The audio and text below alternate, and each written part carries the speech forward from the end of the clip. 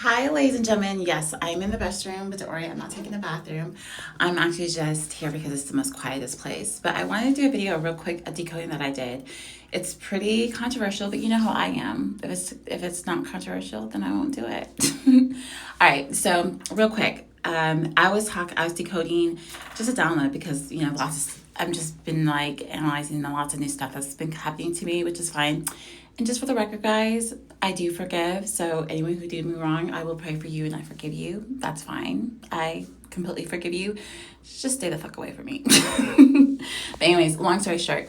So real quick, long story short. So when we're talking about divine feminine, if you've been following my videos, we know that there's I was thinking about like the concept of Allah, right? Because I know a lot of people probably wonder why I haven't taught Islam. And for me, my intuition says that there's supposed to be a divine masculine that's supposed to teach that.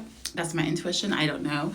Spirit hasn't taught me to teach anything about that yet, but if they do, I will. Everything I do, I'm following the law of the all, right? So whatever they tell me, I do it. So in my decoding, I realized so there's like divine masculine, divine feminine, right? Yin and yang.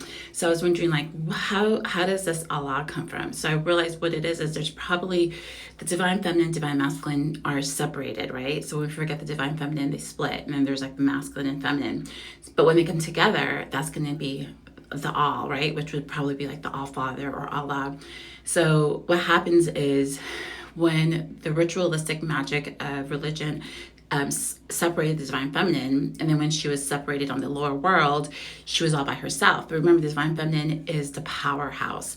So I'm realizing what happened was when she was stuck in the lower world and she had all this power, right? Because now that I'm talking about divine feminine, I can see how massive it is, and you kind of do need a divine masculine to like put structure to the energy.